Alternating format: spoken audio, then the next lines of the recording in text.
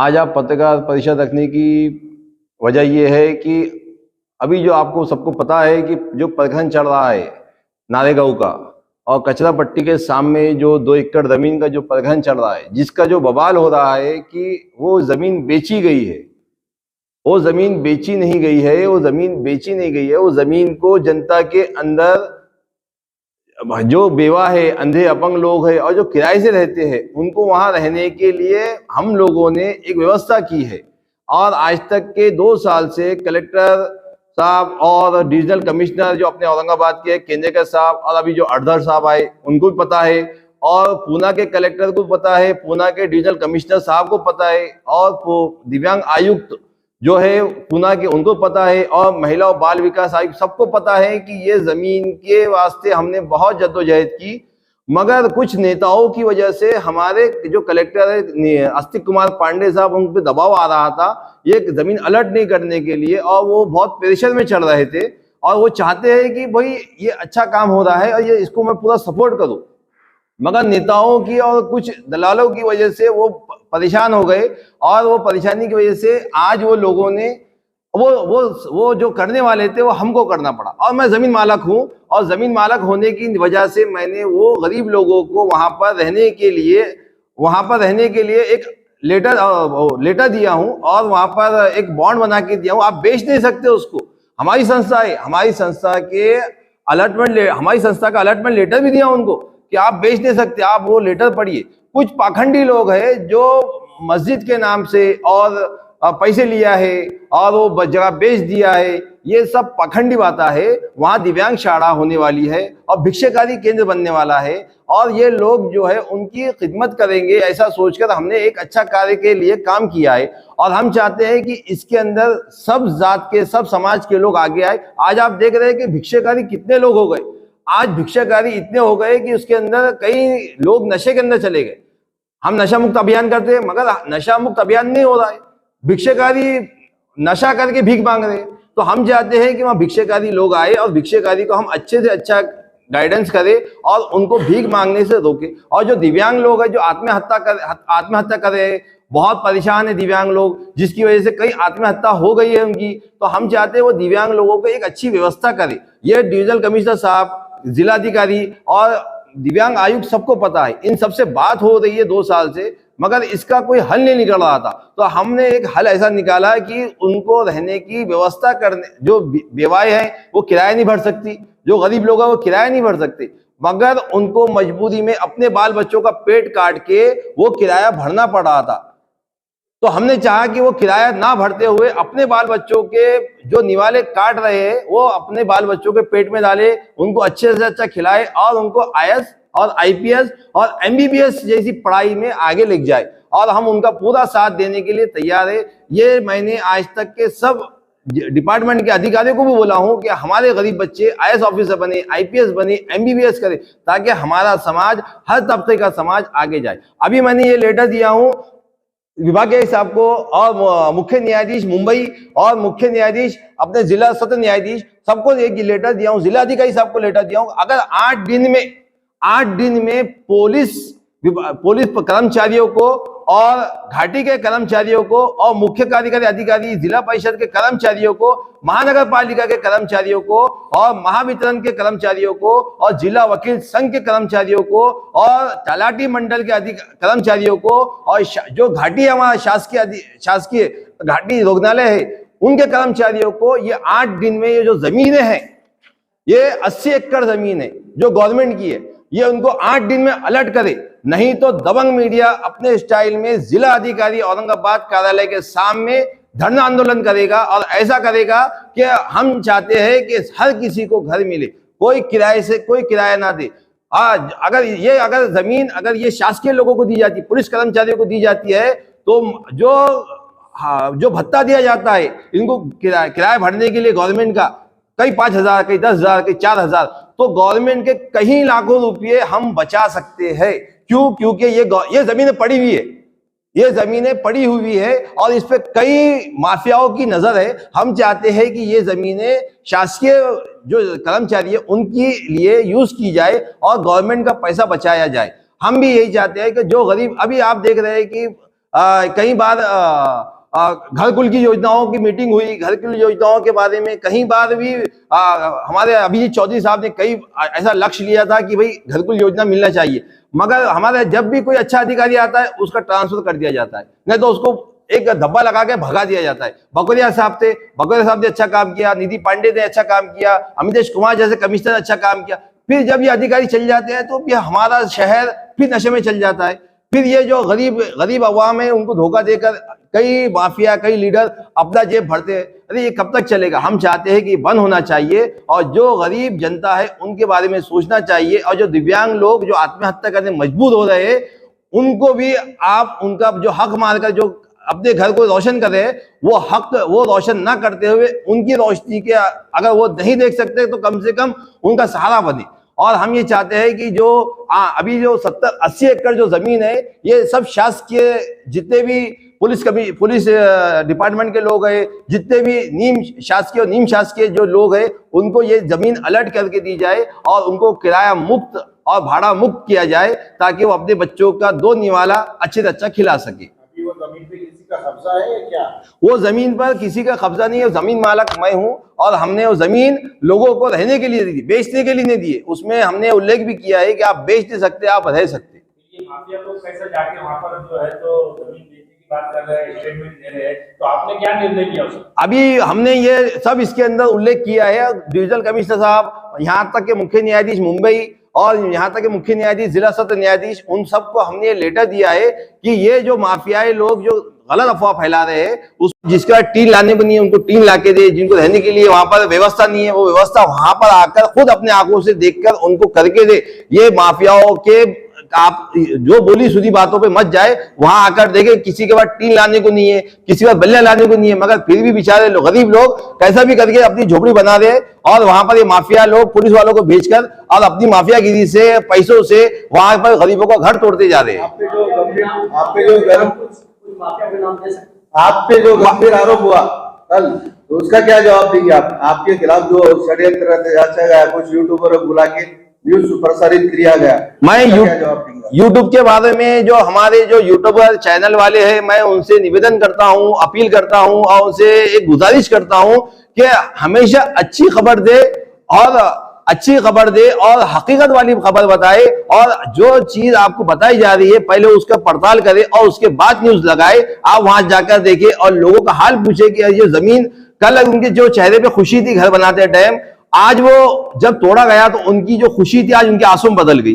अरे 2 चैनल जो अभी जिसने 2 चैनल पे जो बाइट दिया है और वो खुद तड़ीपार है और वो लोगों को गलत इंफॉर्मेशन देकर और पुलिस वालों को भी वहां पर अपनी गलत इंफॉर्मेशन पहुंचाकर और अपना नाम बढ़ाना चाहता है। मैं उसका नाम लेना नहीं चाहता, वो खुद तड़ीपार है, वो खुद जमीन माफिया है, वो क्या बोलेगा? लोगों को सब मालूम है उसकी हकीकत, कहां पर उसने कब्जे मारा, कहां पर कब्जे नहीं मारा, वो उसमें खुद 20 से 25 गुना दाखिल है और वो क्या हमारे बारे में बोलेगा? उसको क्या मालूम है कि हम लोग क्या चाह रहे हैं? यहाँ पर डिविजनल कमिश्नर साहब, कलेक्टर साहब, जो अस्तिक कुमार पांडे, सबको पता है कि हम गरीब जनता के लिए क्या चाह रहे हैं। अभी हमने जो लेटर दिया है, हम ये चाहते हैं पूरे शासकीय अधिकारियों, कर्मचारियों को ये जमीन अलर्ट करे और उनको प्लाटा दे। इसमें हमारा क्या मफाद है? हम ये चाहते हैं कि हर यहाँ का जो नागरिक है वो किराया मुक्त, भाड़ा मुक्त हो जाए, और जो शासकीय जो अधिकारी अगर उनको पैसा जो गवर्नमेंट देती है वो गवर्नमेंट को ज्यादा से ज्यादा फायदा पहुंचे, ताकि गवर्नमेंट अपने आने वाले लोगों के वास्ते अच्छे से अच्छा कार्य करे। और हम चाहते हैं कि जो 2 यूट्यूब चैनल वालों ने जो न्यूज लगाई है उन्हें भी ये चाहिए था कि उसकी जांच पड़ताल करे और वो माफिया के पास जाकर जो न्यूज ले रहे हैं पहले उसका बायोडाटा मालूम करे कि वो क्या है और जिसके बारे में बोल रहा है वो शख्स क्या है, जिसने 155 दिन उपोषण डाला जनता के हित के लिए, जनता के अच्छे कार्य के लिए। अगर आपको यकीन नहीं आता है तो उठा के देख लो, लॉकडाउन से पहले केंद्र के साहब विभागीय डिजिटल कमिश्नर साहब के सामने हमने 155 दिन उपोषण डाला। क्यों डाला? क्योंकि जनता का अच्छे से अच्छा कार्य हो और वो अच्छे से अच्छा कार्य कर सके। आज घाटी का मुद्दा लिया था केंद्र के साहब ने, वो घाटी के मुद्दों का अच्छा हल किया। आज रोशन गेट की जो जमीन है कई माफियाओं की उसके ऊपर नजर थी, वो माफियाओं की नजर होने की वजह से हमने आवाज उठाई और वो आवाज उठाने की वजह से हमने 155 दिन उपोषण डाला। उसका मुद्दा भी उसमें था। हमारे डिविजनल कमिश्नर विभाग के केंद्र का साहब ने जबान दी थी कि वो उसको मैं बच्चों के लिए गार्डन बनाऊंगा, और वो उन्होंने अपना वादा पूरा करके यहां से चले गए। और आप देखेंगे इंशाल्लाह वो अच्छे से अच्छा गार्डन बनेगा और सामने से मॉल बनेगा, 25 लाख लीटर की टाकी वहां बनेगी। हम जमीन माफियाओं को हटाकर लोगों की अच्छा सोच रहे हैं, और ये जमीन माफिया हम पर तोहमत लगाकर हमें बदनाम कर रहे हैं। तो हम चाहते हैं कि ऐसे दो यूट्यूब जो चैनल वाले हैं वो अपने आप को सुधारे और अपने आप को बेइज्जत होने से बचाए, और मीडिया का नाम बेइज्जत होने से बचाए। और जो मीडिया का नाम उनकी वजह से बदनाम हो रहा है, ऐसे चैनल वाले उससे हम चाहते हैं कि सब जितने भी पत्रकार है, मैं आज अपील करता हूं सबसे कि अगर वो ये सुधरते नहीं है तो उनका बायकॉट करे, और वो बायकॉट के अंदर मैं भी आपके साथ रहूंगा और पूरी संगठनाएं आपके साथ रहेंगी। अगर ये ऐसे हरकतें करते रहेंगे ये चैनल वाले और ऐसे न्यूज़पेपर वाले, तो इन सब का अपन मिलकर बायकॉट करे और अच्छे जनता की सेवा करे। इससे पहले भी उन्होंने हरकत की है, बैठक पे न्यूज कवर करे उन्होंने, पूरे ये पत्रकारों के खिलाफ बदनामी यूट्यूबरों ने करे। उसके बाद आपकी उन्होंने अपडेट लिया, विरोध में अपडेट लगाया, आप क्या कार्रवाई करना चाहेंगे उनके खिलाफ? हम ये करेंगे कि अगर हमें पता चला कि ये जो यूट्यूबर चैनल वाले हैं जिसने ये गलत न्यूज लगा रहे हैं, ये दो चैनल वाले, तो उनकी हम पैसे जो लेकर जो न्यूज लगा रहे हैं हम उनकी पड़ताल करेंगे। अगर सही अगर होता है तो हम इसके खिलाफ एक्शन लेने के वास्ते आगे आएंगे। अगर ये सुधरते हैं और जनता के हित में काम करते हैं तो बहुत अच्छी बात है, नहीं तो फिर हम इसके खिलाफ भी एक्शन लेंगे। और दूसरी बात यह है कि जो अभी हमारे जिसको हमने घर अलर्ट किया था और जिसको घर वहां बनाने के लिए दिया था, तो पुलिस वाले वहां पर अपना दबाव डालकर बच्चों को एफआईआर फाड़कर, लोगों पे एफआईआर फाड़ने की धमकी दे देकर पुलिस स्टेशन बुला रहे हैं। तो मैं चाहता हूं कि जो एमआईडीसी के जो पीआई है वो अपने आप को सुधारे और जनता की सेवा के लिए आगे आए। इससे पुलिस प्रशासन का नाम बदनाम हो रहा है, और ये ऐसा पुलिस प्रशासन का नाम बदनाम ना करे, पूरी पड़ताल करे इसमें क्या सही है क्या गलत है। अगर पुलिस प्रशासन को ऐसा ही बदनाम किया गया तो हम वो पीआई के खिलाफ भी एक्शन लेंगे। और अगर हम कल एक्शन लेंगे तो फिर हमें सीपी साहब और हमारे जो कलेक्टर साहब ये नहीं कहना कि आप गलत किए। उस पीआई को चाहिए कि वो पूरी पड़ताल करे और ऐसे धमकीबाज और ऐसे जो माफियाओं से लेन देन कर जो लोगों को सता रहा है वो सुधर जाए और वो बच्चों पर एफआईआर ना फाड़े, वो लोगों पर एफआईआर ना फाड़े। हमने अलर्ट की है, मैं जमीन मालक हूं और मैंने उसको उन गरीब लोगों को वहां पर रहने के लिए रहने के लिए उनका किराया बचाने के लिए वहां उनको रहने के लिए जगह दिया हूं, और उनको कोई एफआईआर ना फटे और उनको कोई धमकी ना दे। पीआई साहब मैं आपसे अपील करता हूं कि पुलिस प्रशासन का नाम बदनाम ना करे। जो आप पे एफआईआर हुई है उसके बारे में क्या कहें? हम पे जो एफआईआर हुई है वो तो सबको पता है कि झूठी एफआईआर है। मैं जमीन मालक हूं, इसके बारे में हमारे अस्ति कुमार पांडे साहब को मालूम है, हमारे विभागीय आयुक्त केंद्र का विभागीय आयुक्त आधार साहब को मालूम है, और जो केंद्र के साहब थे विभागीय आयुक्त जो जा चुके उनको मालूम है। सब अधिकारियों को, यहाँ तक के पूना के दिव्यांग आयुक्त और यहाँ के महिला और बाल विकास आयुक्त सबको पता है कि मैं उसका मालक हूं। मैं उनको सबको कागज पत्र बता चुका हूं।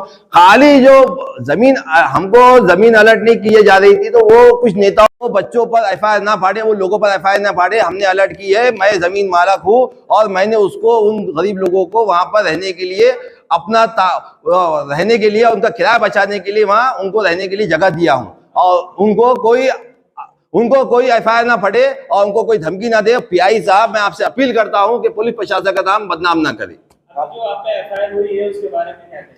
हम पे जो एफआईआर हुई है वो तो सबको पता है कि झूठी एफआईआर है। मैं जमीन मालक हूं, इसके बारे में हमारे अस्ति कुमार पांडे साहब को मालूम है, हमारे विभागीय आयुक्त केंद्र का विभागीय आयुक्त आधार साहब को मालूम है, और जो केंद्र के साहब थे विभागीय आयुक्त जो जा चुके उनको मालूम है।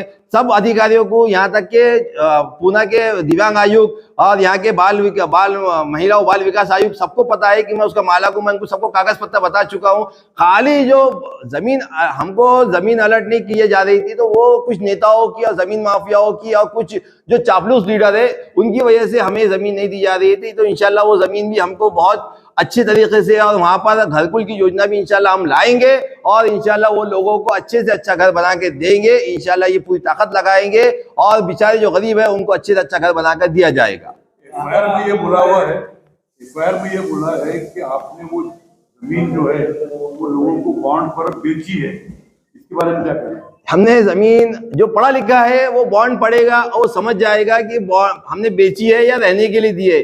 हमने अगर जो पढ़ा लिखा है वो कम पढ़ा लिखा था जिसने हमारे खिलाफ बोला, हम तो ये समझते हैं अगर वो पढ़ा लिखा होता तो पढ़ लेता और वो सही इंफॉर्मेशन लोगों तक पहुंचाता।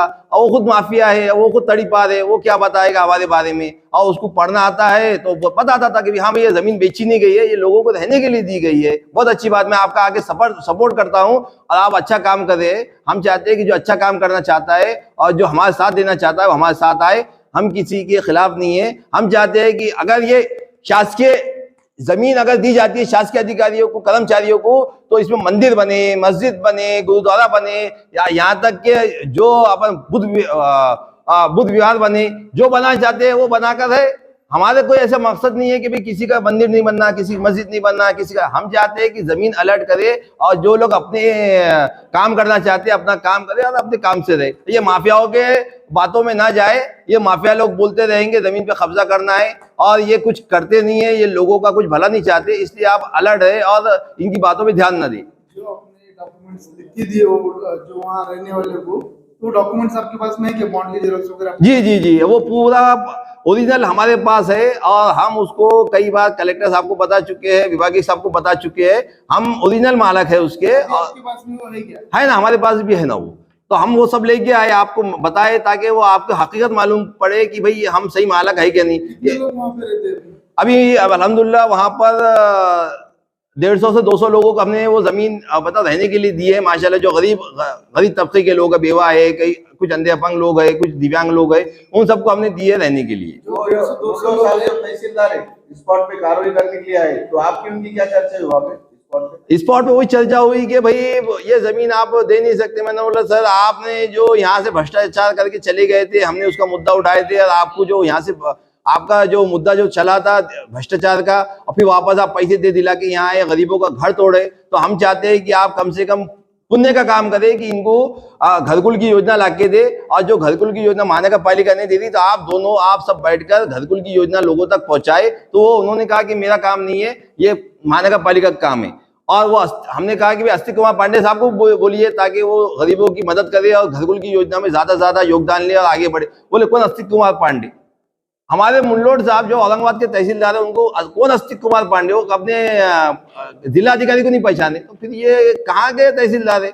ये क्या पैसे देकर बना है, क्या चुप का बना है? मैं तो चाहता हूँ इसके ऊपर कार्रवाई होनी चाहिए, जिससे सब लोगों के सामने कौन अस्तिक कुमार पांडे बोला। एक सवाल और है, जो सुंदरवाड़ी जो वहाँ पर जो लोगों को बिठाया गया है, जैसे आपके लोगों को उठाया गया है, तो वैसा क्या तहसीलदार वहाँ के लोगों को भी उठाएंगे क्या? नहीं, तहसीलदार और ये जो अधिकारी है ये सब जातिवाद कर रहे हैं और ये इनको बहकाया जा रहा है। तो हम चाहते हैं कि वो पुलिस डिपार्टमेंट भी सही कार्रवाई करे और सही काम में आगे बढ़े, पुलिस प्रशासन का नाम बदनाम ना करे। और ये मुल्लोड जो तहसीलदार है उसके पास 450 करोड़ की प्रॉपर्टी है। अभी कितनी? 450 करोड़ की प्रॉपर्टी। हम चाहते हैं कि इसकी जब्त करे और जितने भी घरकुल की योजना में ये पैसा लगाया जाए और लोगों को अच्छे से अच्छा भविष्य दिया जाए। आपका नाम? मेरा नाम सैयद निहाल अहमद है और मैं जमीन मालक हूँ वहां का, गट नंबर 231 और नई कचरा पट्टी के सामने।